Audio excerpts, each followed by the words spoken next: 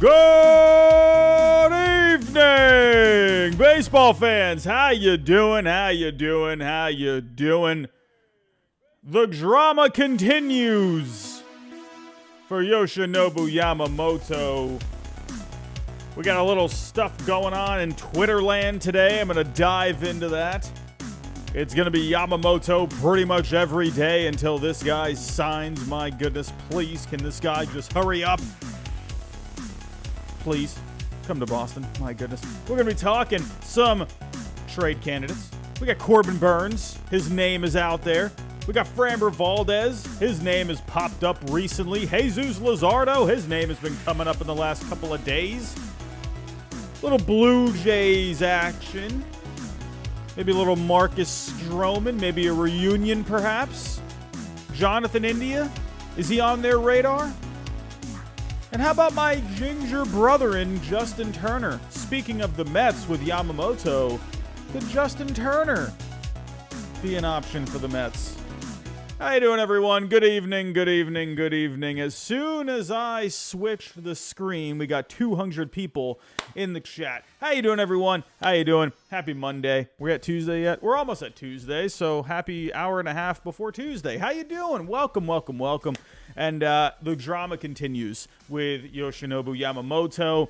I would say mainly in Red Sox land. I feel like there wasn't really a whole lot when it came to the Mets and the Yankees. But, you know, Red Sox land today over on Twitter, X, whatever you want to call it. People were getting a little upset. There was a little something from Jeff Passan today that riled some Red Sox fans up with certain reporters out there. I'm going to dive into that. We got other players out there, too. Don't forget, there are other pictures out there. Corbin Burns. More speculation for Mark Feinsong, but we're going to dive into what he was writing about. A little Framber Valdez. Hey, maybe Framber Valdez could be on the move. I don't know about that, but we'll dive into it. We'll take a look at what those trade packages could possibly look like. And it's going to be a bit pricey for someone like Framber Valdez and Corbin Burns. Jesus Lazardo. We've been seeing his name come up recently, but we've been so jam-packed with a lot of the Yamamoto stuff, and we've had some other news coming out to where, you know, and also I wasn't really here over the weekend. I usually don't stream on the weekend. So I'm playing a little catch-up on some news over the last few days that I missed on last night's stream, but it was very Yamamoto heavy last night. And then I had to cover some other things that Bob Nightingale got into, so I feel like I fully couldn't get everything into last night's show. But a bit of a quiet day today. A couple of lower key moves out there today, but nothing substantial by any means. More of the rumors, more of the gossip that we all love to dive into. Ben Lowry already getting things started with a super chat, $1.99. Please do a Gilbert to Cincy deal on baseball trade values. I will in a little bit. Let's actually save that for that segment, because we're going to be diving into a couple other things first. Well, really only one other thing, and you know what that is, but I will hold off on that until we get there. Thank you, Ben. Do appreciate the super chat. But everyone, let's get into it. Let's get into it. Here we go, everyone.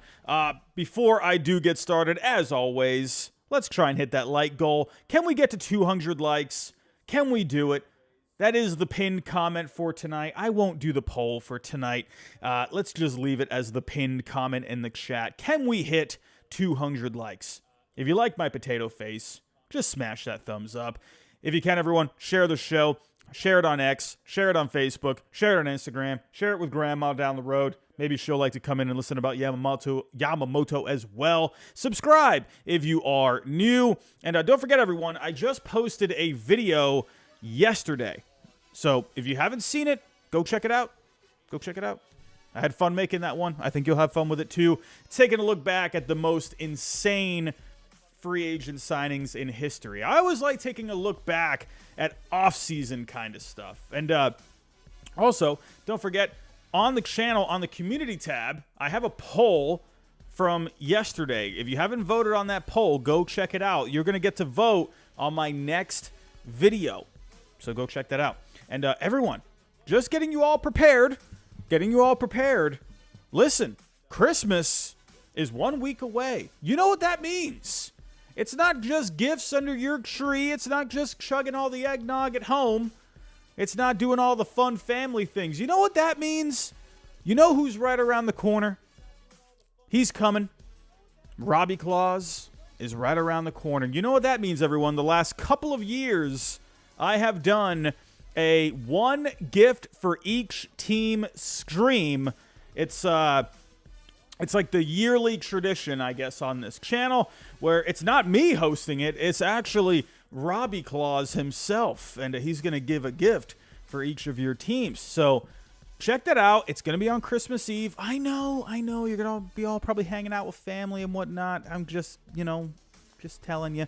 But if you can, get the time, come join us. Sunday night, Christmas Eve. That way you can bring your eggnog, maybe other beverages that you might be drinking that night. Come relax, hang out with Robbie Claus, and see what he gives your team for a gift. Everyone, let's get into it here. I'm rambling too much. We're going to dive right in. So, let's backtrack a little bit from yesterday. So, yesterday we talked very heavily about Yamamoto, right? The big news over the weekend was that we saw second meetings with the Mets, the Yankees. We saw Yamamoto was wining and dining at Steve Cohen's house. We didn't actually see it. I'm just going to say this too. I guarantee it did happen, but what do you know what I would love? I would love if we just saw a picture or something. You know what I mean? Like something. I know it's kind of weird. Maybe propaganda guy, or not propaganda, that's not the right word. Paparazzi guy hiding in the bushes gets a little picture, you know what I mean, through the window. I just want to see something, man. I just want to see something. I digress. Yankees had another meeting with Yamamoto as well the very next day. Who knows if that really went as long as, a dinner thing. I think a dinner kind of a thing. That's probably going to be a few hours, I would think. A couple hours at least. So who knows if the Yankee meeting had any kind of effect to, hey, getting dinner. Who knows? Maybe they provided snacks. That's very possible. But either way, that was the big meeting, or the big news over the weekend. We had the second meetings. Then we had some other news from this past weekend as well. And we had Marino Pepen. He reported on Saturday that the Red Sox had made an offer to Yamamoto of just over $300 million with clauses and incentives convenient for both parties.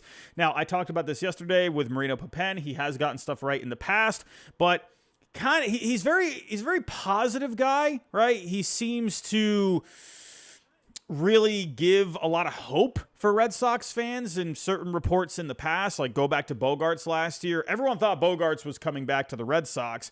And in the end, I'm going to be honest, I believed everything that he was posting about Bogaerts and the Red Sox building momentum for a reunion, an extension. And then the Padres just came out of nowhere with an 11-year deal, right? So I do think there was something to that from Pepen last year, but in the end, it didn't make him really look all that great, right? Because he's giving all this hope for Red Sox fans, one of their homegrown players, and they end up leaving, right? So he did say that, at one point they were far apart, which was true, and the Red Sox made a late push for Bogaerts. So I don't know. Either way, he has gotten some stuff right in the past as well. David Ortiz extensions and whatnot. The Rafael Devers stuff he was on top of pretty well. So either way, though, hits and misses. Then we also had another tweet from him saying that the Red Sox, or first off, the competition for Yamamoto intensifies. The Red Sox are clear that the offer can rise. Everything indicates that they will fight until the end. The Japanese star gladly accepted an invitation to Fenway Park. Now, we haven't seen anything, we haven't had any confirmation reports on that, so who knows where that's coming from. I don't know, man. I just find it hard to believe that, I don't know, maybe this is wishful thinking, and maybe it's a little bit of bias on my end. I would even say the same thing if this was the Orioles at Camden Yards, which also they just signed a new lease, so they're going to be there for the next 30 years or so, whatever it is. Anyway, if it was about that, and I saw, he was going to be visiting Camden Yards, I'd be thinking, okay, well, I don't think anyone would make that up, right? I find that hard to believe that he would just make it up. So either way, we haven't seen any confirmation of that from anyone else. Then Jim Bowden, he piggybacked on it. I'm guessing Jim Bowden got this from Marino, so who knows? Jim Bowden's a guy. I've made a few videos of Jim Bowden trade proposals. There's a lot of times where he is no disrespect, but my goodness, some of the trade proposals he's made in the past are just absolutely dreadful. I don't know what to think with Jim Bowden. I really don't. I know, obviously, a former GM. He definitely has a place in the game. I don't know, though. I'm always weary about Bowden. And I'm weary about Marino as well. However, now let's tie into what I'm getting at. Jeff Passan today, he had an article. In this article, right, it was mainly kind of talking about Yamamoto, getting a bit more detailed with him, like how he's really become the picture that he is. However, he also put this in here as well. All the alleged $300 million bids for Yoshinobu Yamamoto, that's inaccurate, sources tell ESPN. Teams have been asked not to discuss terms yet, but that could change today when bidding, sources said, is expected to begin. Now is when Yamamoto's free agency gets real. So I started speculating today. I'm like, I just find it, I don't know. Again, it could be any team. It could be any team. I just find it hard to believe. And this is just my own speculation. I will say though, a little birdie has told me, I have my guy that I talk to, right? And I know people are going to roll their eyes at that. Oh, Robbie doesn't have sources. I don't really. I have one guy that I do know where he gives me a little scoop here and there, right? Not going to get into detail on who that is, and that's where you're going to think I'm lying. Whatever, I don't care. So he has told me the Red Sox are firmly in it, right? And, if anyone needs proof of the person that I do talk to, he had told me the Tyler Glasnow trade news about 12 or so minutes before MLB Nerds had posted it on Twitter. Jack from MLB Nerds had posted it. He told me 12 minutes prior. Remember, I was actually scheduled to do my stream, I believe, at like 11:15 or so. I can't remember the exact time I had it scheduled for because I was coming home from a prior engagement. And I was like, I was getting ready for the stream, and then he sent me the text, and I went live a little early, right? So I did have I didn't report the Tyler Glasnow news, but I did have my guy tell me about it. Just gonna say that, and he told me the exact names, and that was that, right? So it ended up being exactly the names that he told me: Glasnow, Margot, and then you had DeLuca as well as Pepio. Right, so that was the exact one. I could even pull up the text. I've already read it to you all. Either way, I fully have confidence in the person that I speak to, and that's basically what I'm trying to get across. So with him, he told me, I will read the exact text messages that I have. So we were talking today after passing. I wrote saying, because I was reacting really to the reports from Passan today. And I said, if Boston doesn't put something serious on the table, I will lose it. Because I will. I think that's ridiculous. If the Red Sox don't actually get serious about this, that just makes me very upset, right? There's every reason to be in this. And he told me, he gave me 2 words. I said, if Boston doesn't put something serious on the table, I'll lose it. He wrote back saying they will. That's all I'll say on that. He went on to say in other parts of the conversation saying they are certainly in. Teams have given preliminary offers, which Passan, he had actually told me right around the same time, right? So that's kind of one thing there. He said teams have given preliminary offers to show that they are in. Money is not close to being final.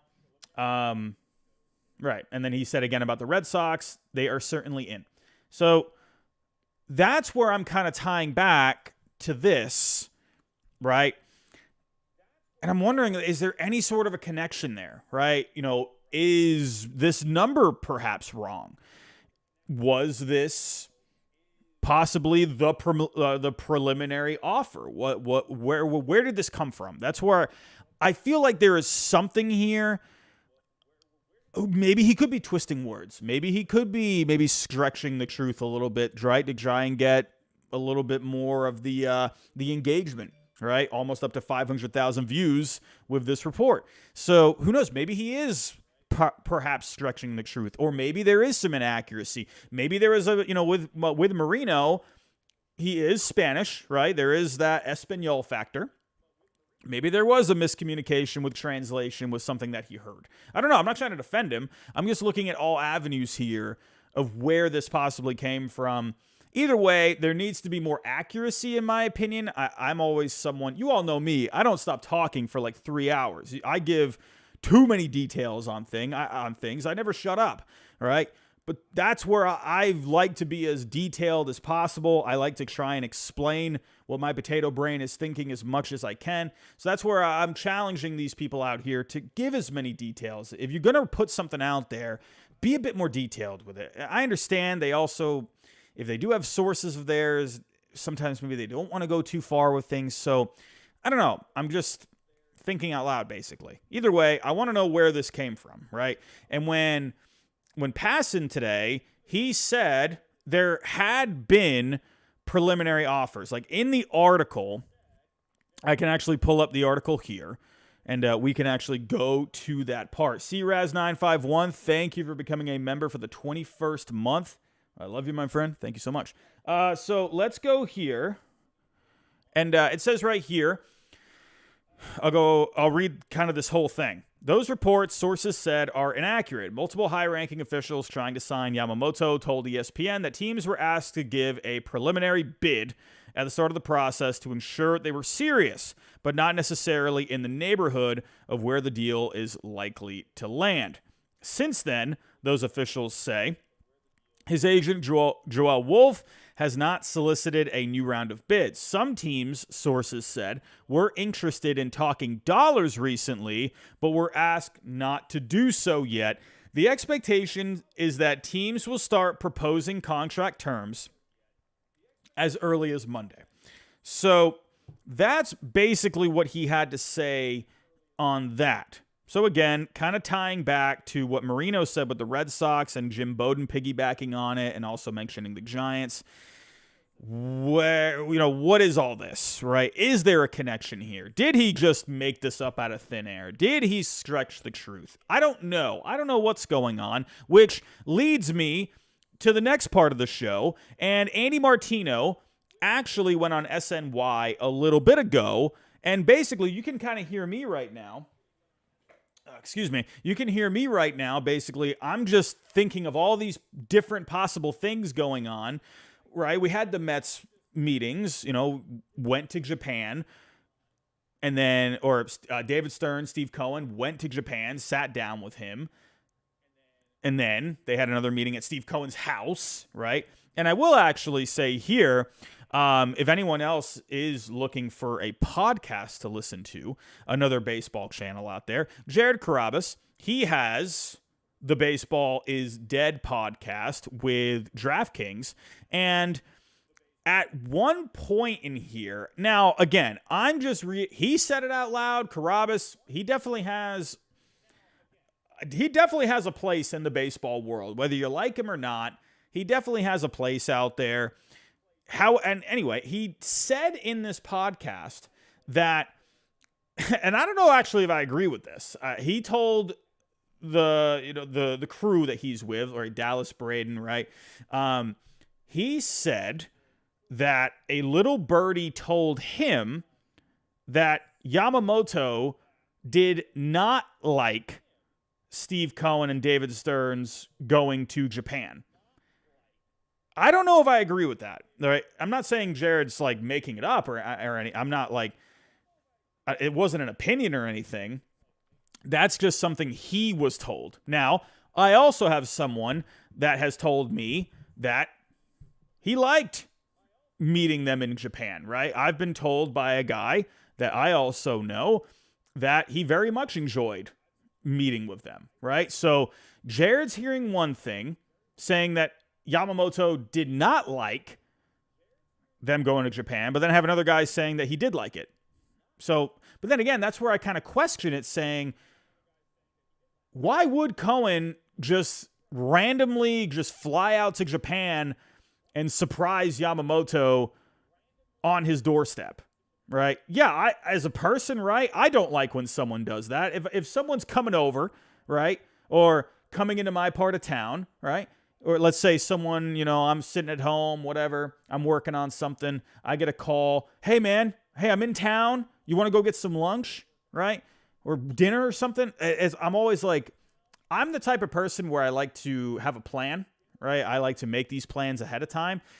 I don't do very well when it comes to surprises. My guess is with the Japan thing, I mean, you're flying out to freaking Japan. Now, it is Steve Cohen, on the other hand. He can just kind of get in a private jet and just go, right? Who knows? Maybe he says to David Stearns, hey, you want to go have a fun little trip out to Japan? Let's just go out there and, give him a call. Hey, we're in the neighborhood, man. You want to, kind of, sit down, grab a little sake or something, kind of just talk shop? My guess, I don't think that happened. My guess is it was planned, right? I mean, that's a lot going on right there. You're going to a different country. I don't know. That's my guess.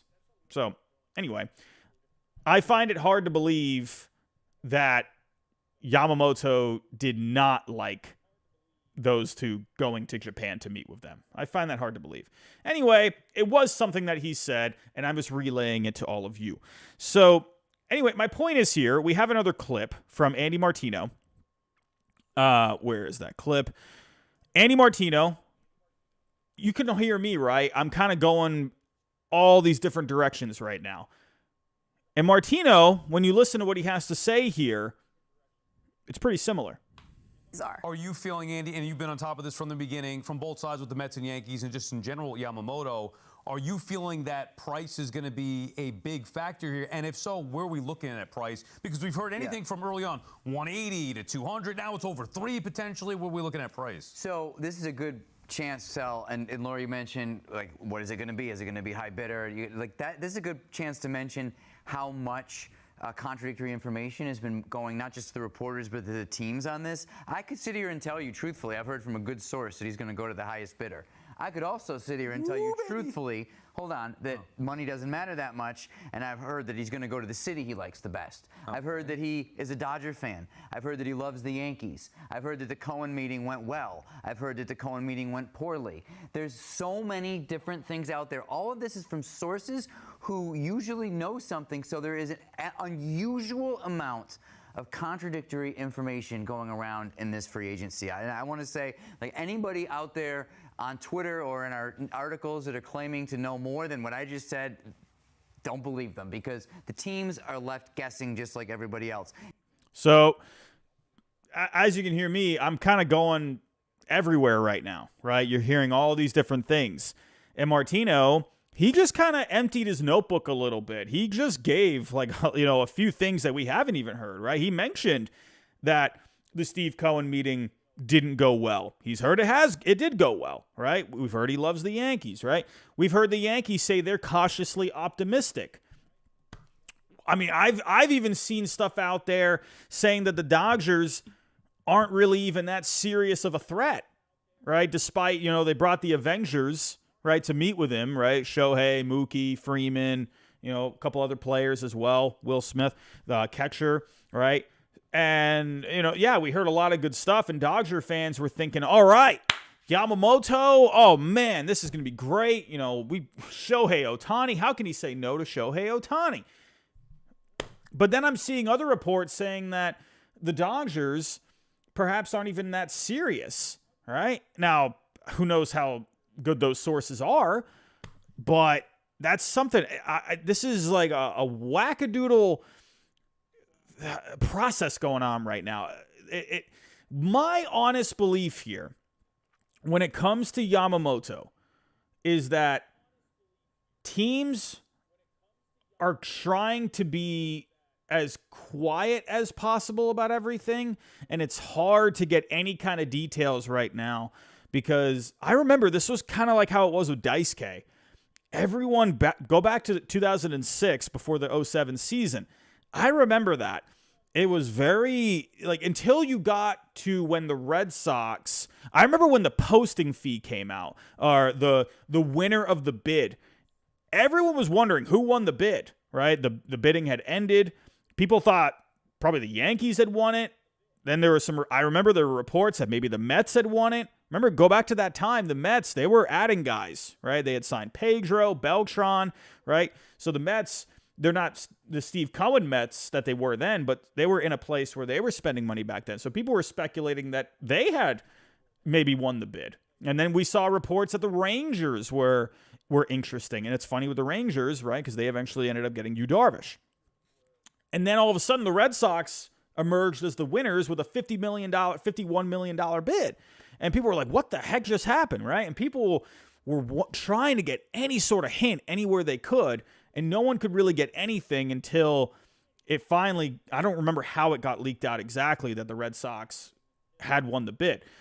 It feels similar to that, right? And then there was the whole contract negotiation, right, where we started hearing later on, because remember, it was a little different because it was only Daisuke and the Red Sox negotiating at that point. So at that point, a little easier to try and pinpoint where it was. But even still, you felt like you were in limbo as a Red Sox fan the whole time. I remember it looked like the Red Sox and Daisuke at one point weren't going to reach a deal. They were like, what was the quote? A Pacific Ocean apart. Right? And then all of a sudden it's like, all right, great. Daisuke is going to go back to Japan. He's not going to be a Red Sox. And all of a sudden he's on a freaking plane back to Boston. So like no one knew anything. Right? And that's how it feels now. But the difference with this one and Daisuke is you got all these teams involved. Right? This feels like Daisuke like on steroids. Right? It feels like Daisuke times 100. So I think Martino really hit it on the head here. If you are just coming in, you can, I have this on Boston Sports Gordo. You can go pull it up. But it was on, SNY. No, it's an SNY video, so you can just go look at it there. Where he basically said he's hearing all these contradictory reports. And that's where we are right now. And I feel like that's pretty much what I'm presenting to you. You know, we got Marino saying the Red Sox have made an offer. You know, saying he was going to go to Fenway Park. The Mets second meeting, Yankees second meeting. We got speculation out there. I mean, this is another thing, actually. I wrote these down in my notes, too. There was another thing. I mean, again, these guys are just talking shop, right? You know, we got Dallas Braden there, former major leaguer. You got Carabas. He has a place in the game. He's with DraftKings. And they were speculating. Actually, Dallas Braden was speculating this. This is speculation. This is not news, right? He hadn't heard anything. He was just wondering this at the top of the on the top of his head. He was thinking, could with Yamamoto, right? And we're just having fun here. Let's just have some fun with this one, right? Speculation is just fun. He was even thinking that maybe even Yamamoto stopped by to meet with the Mets, to meet with the Yankees, just to tell them thanks but no thanks. Because in the Japanese culture, you tend to do things face to face, and it's out of respect. So he was wondering, maybe he just told them, nah, sorry, but I'm gonna go somewhere else. I don't believe that, right? I do think he met with them. I think he met with the Mets and the Yankees a second time to get more of an idea of coaching staff, talk with manager, right? Kind of get to know the personnel a little bit more, maybe even get to know the farm system a little bit more. Because that's another thing, right? Ohtani mentioned that, where, you know, that was a big thing with the Dodgers, right? The player development. They had guys that were going to be coming through their system for years to come. Could that be something for Yamamoto as well? I would imagine 25 years old, going to be signing a long-term deal. Who knows if there will be opt-outs in the deal. But I would imagine he would also like to go somewhere that, I mean, everyone talks about how Shohei Ohtani wanted to win. I think there's honestly, you see all these different things. What does Yamamoto want? I think it's a little bit of everything. Right? To me, I'm always that guy that kind of likes to go somewhere in the middle. Yeah, I think he wants to have a good contract, but I think he also wants to go to a place where obviously the organization is structurally sound, right? So Maybe he's looking at the organizational, prospect depth, right? Maybe he's looking at some of these other things. We don't know. We don't know anything. I'm a doofus just sitting at my desk. I don't know anything. So at the end of the day, that's what makes this fun, though. This is why the offseason's fun. Because we're just sitting here. Everyone's arguing with each other all the time. Emotions are high. We don't know anything. We can all sit here and be like, no, you don't know what you're talking about, man. You don't know anything. No, this is the right answer. He's going to this team. Why would he go to that team, right? We don't know anything. So, we got to stop acting like we're experts. Hey, sometimes maybe, I like to throw out my opinion, and I think it's the truth, right? I think I'm right. But then I got to kind of check myself a little bit and be like, you know what? No, though this could happen too, and this could happen too, right? So, but that's what makes the offseason just fun, in my opinion, because we don't know anything and we feel like we know everything all the time, but we really don't, right? Anyway, I've been rambling. Let's see where this all goes. I don't know. There was also one more thing. Hold on. I will even throw something else on top of that. Then, let me pull it up real quick. And then Rosenthal came out, and I couldn't really tell if Rosenthal was just reporting reports.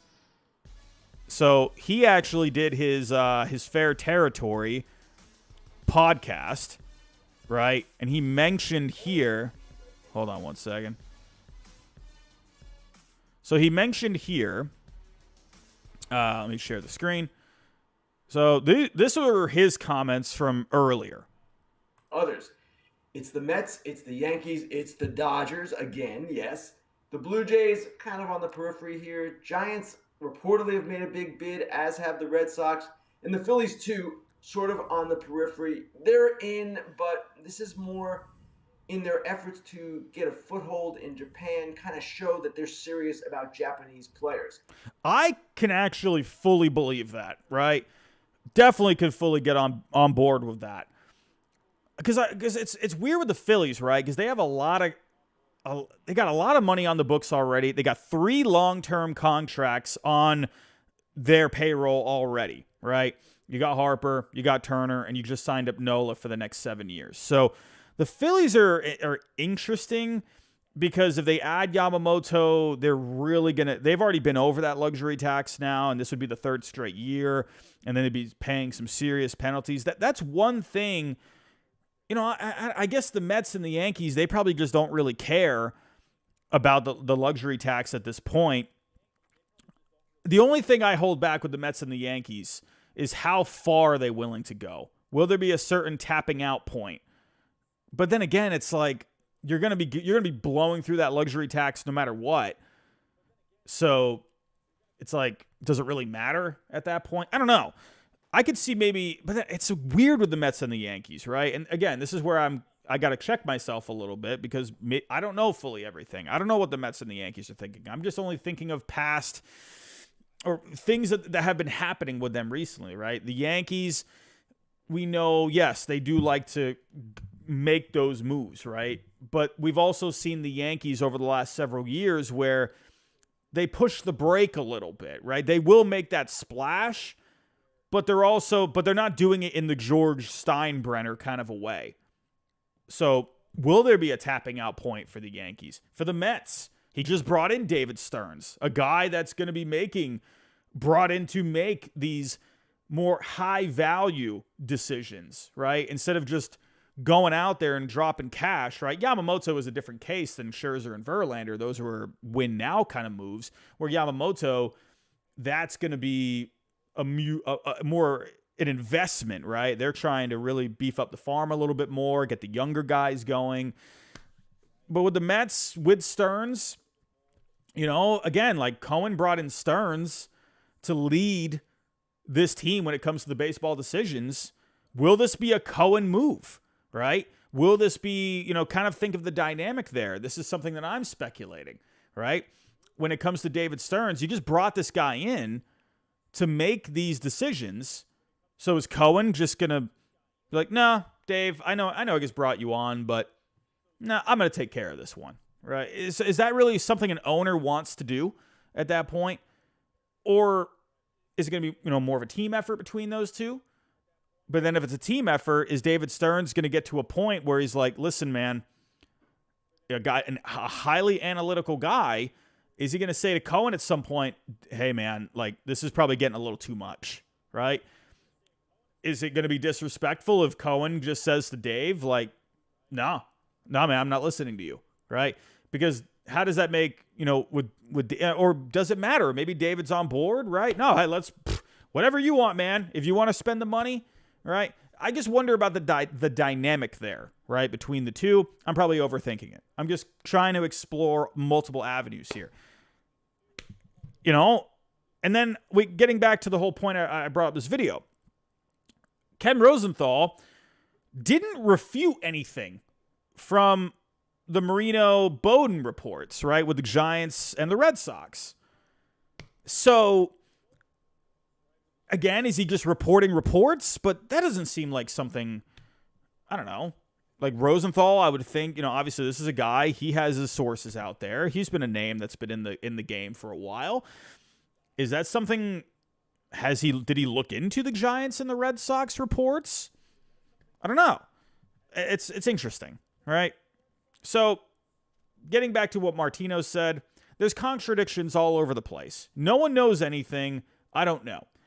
I don't know anything. I'm just a doofus. Anyway, the Yamamoto drama continues. I know I rambled there for a while. I see you, Laura. I know. Has it really been 40 minutes? My goodness, really? No, it hasn't been 40 minutes. It's been probably a good 30. 30 minutes. I'm not going to say, no, not 40 minutes. Not 40 minutes. Anyway, let's move on here. We're all tapped out. And honestly, I am starting to feel a little bit of fatigue when it comes to this stuff. And the reason it is a little bit fatiguing is because it's the only thing going on. There's no movement with the market right now. So that's why, I kind of want this to get done so we can kind of just start diving into some other things, right? 'Cause right now, we're only on one portion of this offseason, and it's not going to be over at least for a week, it seems. Anyway, let's move on here. Let's talk about some starting pitching trade candidates, right? Let's talk about some starting pitching trade candidates. Now, again, sorry to bring up Yamamoto again, but none of this is really going to happen until the starting pitching market clears up, right? Teams are always going to be a bit more interested in possibly, or at least most teams, I would imagine, they're going to be more interested in signing guys. Well, again, it could be different team to team, but instead of having to give up prospects or players in a trade, right? Trades, I feel like, tend to happen a little bit later in the offseason. Yeah, sure, there's going to be other trades, right? Soto, Glasnow. But the Glasnow one, you could look at where the Dodgers, they were showing interest in Dylan Cease, but then the White Sox seemed like they wanted to pump the brakes a little bit, and they wanted to wait for the pitching market to unfold. So that was a little different. But the Dodgers, they're also trying to sign guys, so they can they have that freedom where they're waiting on Yamamoto, but they can still go get a deal done if they wanted to as well. So we have a few trade candidates on the board, and Mark Feinstein, he had an article yesterday saying, here's the latest buzz on the top starting pitcher trade candidates. So we're going to start off here with Corbin Burnes, right? We have not heard a lot of Corbin Burnes, but I do wonder, now that Glasnow is with the Dodgers, does this take the Dodgers out of the bidding for Corbin Burnes? They definitely have the prospects, right? But they just had to give up Ryan Pepio. For Tyler Glasnow, who they did sign to an extension, but still, Ryan Pepio, that's a lot to give up.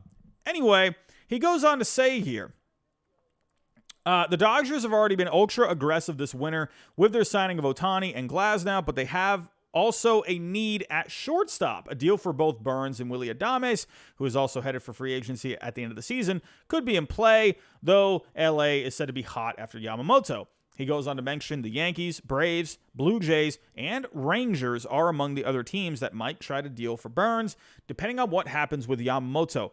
Out of those four teams that he just mentioned, just speculating, I would imagine the Braves and the Rangers would be the interesting ones there. It seems like the Braves, when recent chatter it seems like the Braves seem to be a bit more focused on Dylan Cease.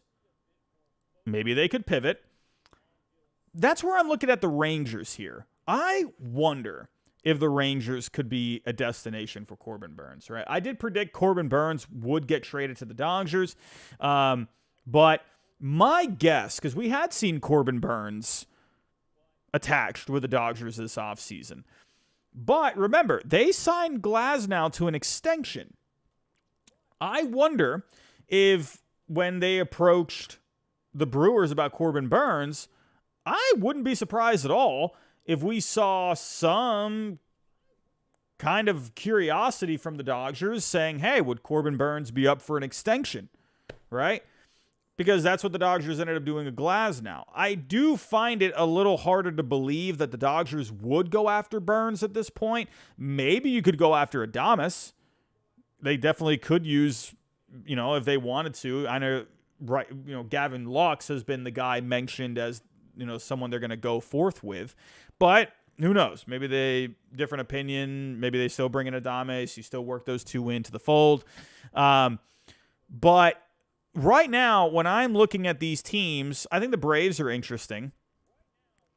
But the Rangers right now, and the Braves, I think, are interesting just because they do have some younger players, right? Like you do have Yvonne Grissom, right? You do have Bryce Elder. You do have Shawver, where those could be interesting pieces, right? And the Braves, another thing, I'm actually going blank. Corbin Burnes, his agent. Who is Corbin Burnes' agent? So he is with Scott Boras now. So I wonder, and then I believe Dylan Cease was also with Scott Boras. So we know with the Braves, they tend to not like to deal with Scott Boras. So that's one thing to think about. So do the Braves, I don't know, the only connection we've had with the Braves is Dylan Cease. So, and we saw like a couple of things on Glasnow, but that never really ended up turning into anything. So, I don't know. I wonder. But the Braves could be interesting for the Brewers as well, because the Brewers are always a team that's wanting to compete. The Braves got a couple of young arms they could send back. So, the difference, though, is Dylan Cease has 2 years of control. So, I would think the Braves would rather Dylan Cease because of the 2 years, whereas Corbin Burnes is just a rental. So that's where I think the difference is. That's where I think the Rangers are interesting, because now you're not going to have Max Scherzer for a little while, right? Max Scherzer, he's going to be out for a little bit with the lower back. So, and Max Scherzer is always just banged up anyway. Honestly, I think that's going to be good that he just starts the season a little later, right? Let's kind of ease yourself back in, my friend. Goodness gracious. Look out for the Rangers, man. Look out. I wonder if Corbin Burnes could be a candidate for the Texas Rangers. Now, real quick, just showing you with Corbin Burnes' value. And the Rangers, that's another, I think, a team, like I was mentioning the Braves.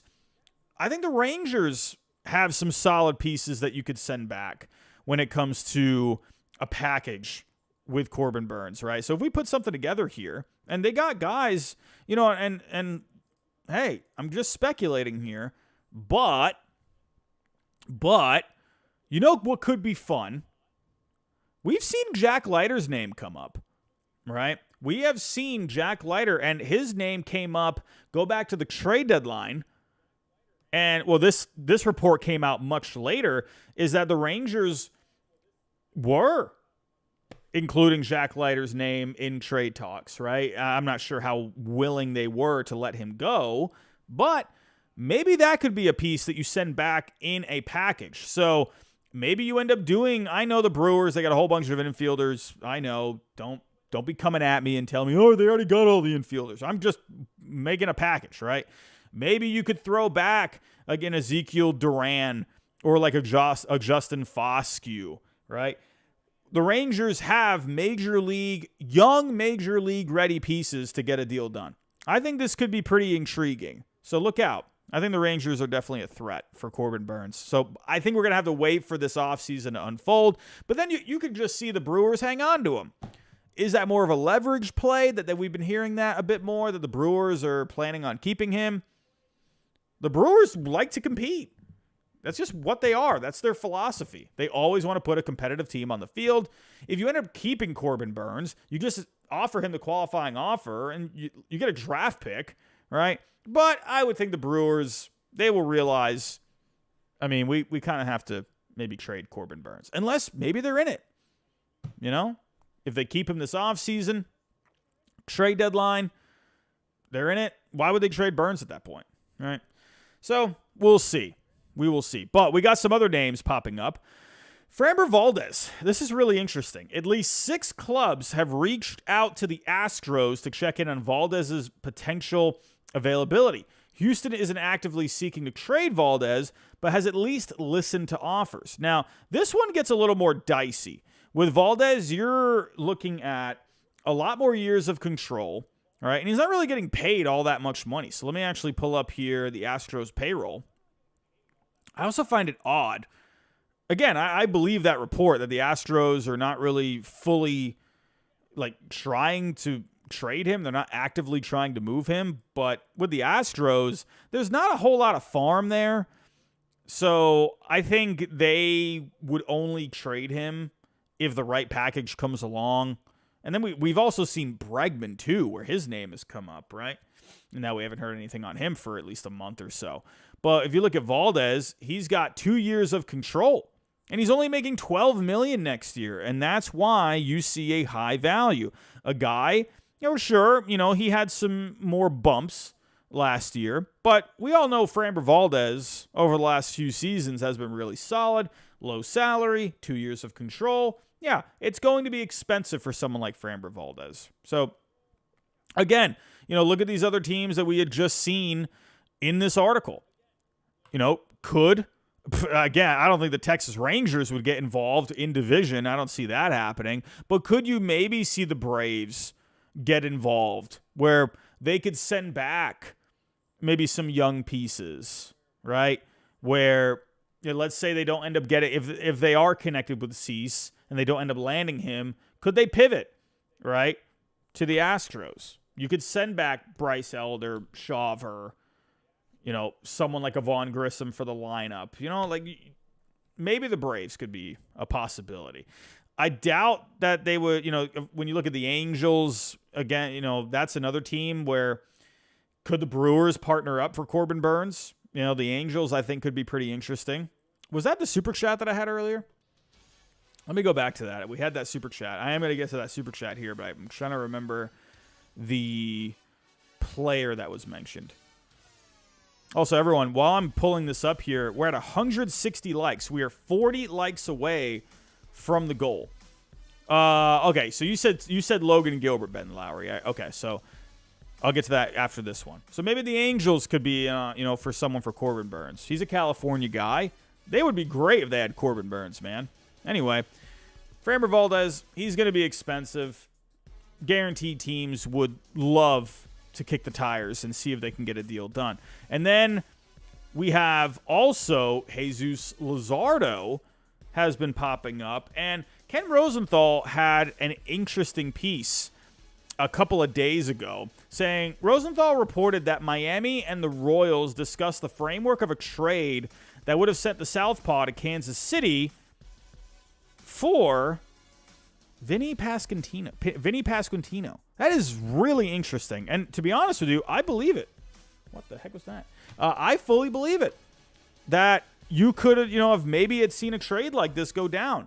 However, I think the Royals, my opinion, they don't want to part with Pasquantino. Look at the moves they've been making. So my guess simply, the Royals, they had been talking with the Marlins about this, and they said, okay, hey, Jesus Lazardo, this guy's good. He would definitely help us out. However, with Jesus Lazardo, you have a massive, massive value, right? Because he's got a lot of control. So let's actually pull this up here. Let's show you the details on the contract.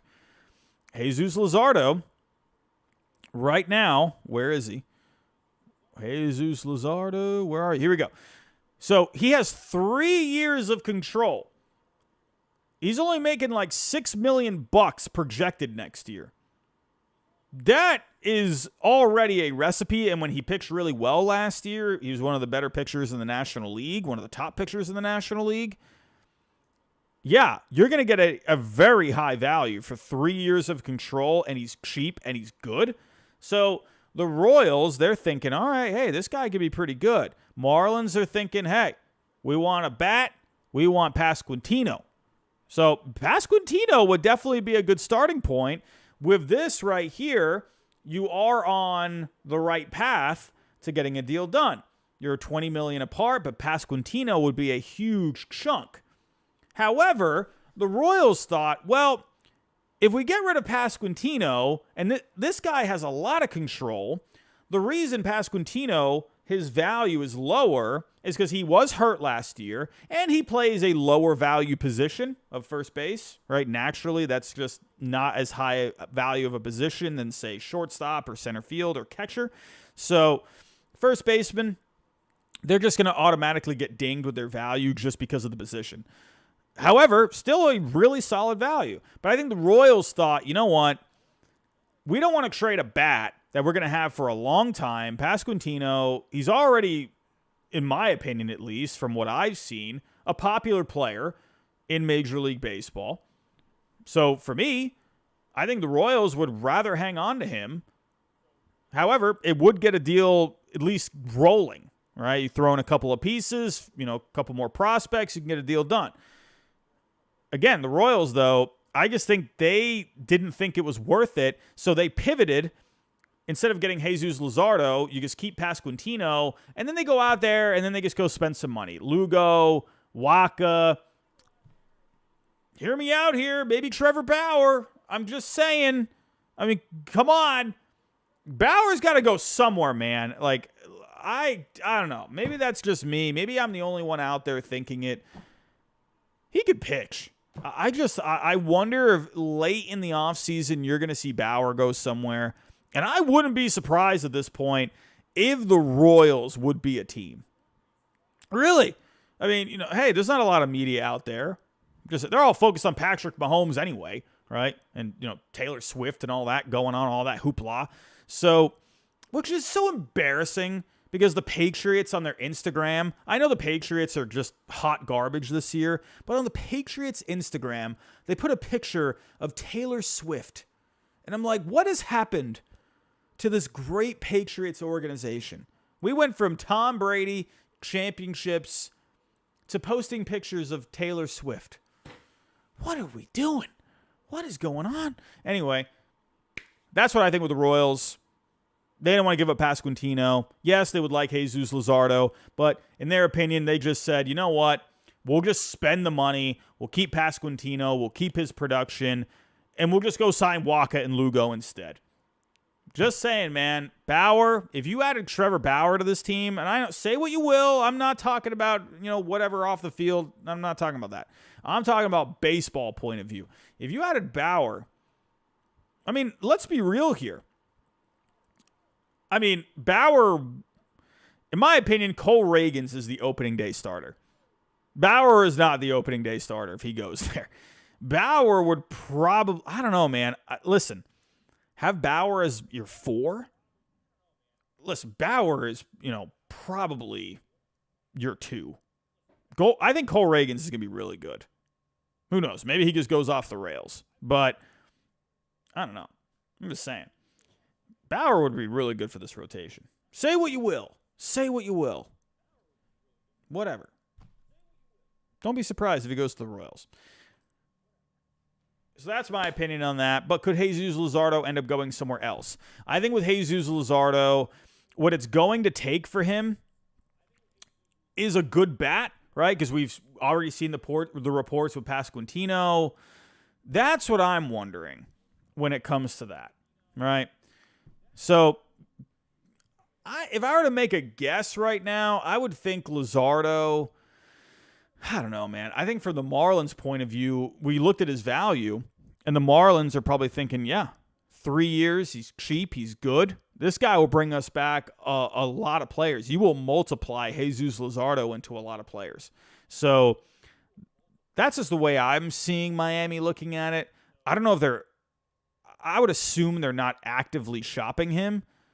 They're just listening, right? And if they can go get themselves a good bat, could you maybe make a deal with the Cardinals?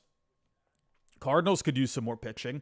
Jesus Lazardo with the Cardinals. I know you'd be staying in the National League, but the Cardinals have some bats, right? You got guys like Donovan. You got guys like Nolan Gorman. So let's do that. Let's see what that looks like. Let's do the Cardinals. That could be a pretty fun fit, in my opinion. Cardinals and the Marlins. So Cardinals right now, if we're looking at some of these players, if we're looking at someone like Nolan Gorman is right around that same value, right, as Pasquantino. So maybe they could go to the Cardinals and maybe see if they can get something going there. Brendan Donovan, you're looking at around 25. I don't know. Just saying. Could you maybe do, honestly, this could be a pretty fun package. Could you possibly do something like Tink Hence, Brendan Donovan, or maybe you do Nolan Gorman and Tink Hence. That's a lot. That's actually probably not. I don't think they would do that. Maybe instead of Tink Hence, maybe I don't know. Liberatore. Honestly, Liberatore hasn't gotten himself going. Marlins could be pretty fun. They could definitely get him going. They've been really good with their pitchers. So I don't know. Whatever. I'm just pretty much showing you a whole bunch of possibilities where maybe the Cardinals and the Marlins could hook up on a Jesus Lazardo trade. So either way, we're going to have to wait for all of this to unfold anyway, because you got to wait for Yamamoto. Sorry for saying his name again during this stream. I know I talked about him for, the first 35, 40 minutes of the show. I'm just saying. We're going to have to wait for Blake Snell to come off the board. Jordan Montgomery. We're going to have to wait for these guys. So, personally, I don't think we're going to really see an active trade market probably until January, right? Hopefully by the new year, we got Yamamoto on a team. And hopefully after Yamamoto signs, hopefully Montgomery signs the next day, and then Snell signs maybe, a few days later. I think that really is a possibility. Yamamoto, let's say he signs Thursday. Don't be surprised if Montgomery signs Friday or Monday, right? And then Snell maybe Wednesday. I really think that could happen. I think they're just playing this waiting game right now, just waiting for Yamamoto to go somewhere. The Blue Jays, though, they are looking to make some moves. And there was a report yesterday. Again, we were so busy with all the other stuff going on, that Jonathan India, he popped up. Now, remember with India, there were trade rumors about him, and the Reds came out and said, no, we don't want to trade this guy. But now his name's popping up again, right? So it says here, Jonathan India's name has been swirling in trade rumors for months, and the Blue Jays are the latest team to show interest in the Reds' second baseman. According to Bob Elliott of the Canadian Baseball Network, Toronto has been mentioned as a speculative fit for India, given the Jays' need for second base help. Though there isn't any indication that a trade might be close or whether this is anything beyond due diligence on the Blue Jays' part. I'll be honest with you. If I'm imagining Jonathan India in a Blue Jays uniform, I could see it, right? Good clubhouse guy. Jonathan India is a guy where if we go pull up the numbers here, let's pull up the numbers. So with Jonathan India right now, he was better last year. A couple of years ago, his numbers really took a dive after that Rookie of the Year season. But with India, he was a little bit better last year. The slash line popped up. Let's pull up some stuff here. Jonathan India, StatCast. So looking at the overall numbers with India, not amazing with the batting average still, but the on base was a bit better at 338. Slugging in the low fours, 99 WRC plus. He's not going to be an amazing defender, but this is a guy, when you look at the StatCast numbers, he's going to be more. The big number that pops out to me there is the on base percentage, 338. That's pretty solid. You're going to get a guy that doesn't really chase all that much. He's not going to swing and miss all that much. He's going to walk a good amount. He's going to give you some good production on the bases. I think India overall, when I think of someone like Jonathan India, I think of a solid clubhouse guy, right? He's like from what I've read and what Reds fans have said, he's like the heart and soul of the team. So I think Reds fans would be very sad if he ended up getting traded. But the Reds, they have a lot of players right now, some who have some higher ceilings, right? To where, I feel like he kind of feels like the odd man out based off the numbers. So I think he could be a fit for the Blue Jays. Let's see. However, there was also a little something. Marcus Stroman was in Toronto. Talking Baseball posted this the other day. Everyone's just going to Toronto right now. Look at this. Look at this. He's right outside the Rogers Center. Got the Toronto skyline here. Goodness. Hey, could we see a reunion with Marcus Stroman and the Blue Jays? Was he just posting this to troll? Right? Marcus Stroman, when he got traded, he didn't like that he got traded. Right? If you go back to that, he wasn't very happy about it. But to be honest with you, I wonder if he was just there and he just kind of posted something like, oh, memories. That's kind of how I see it.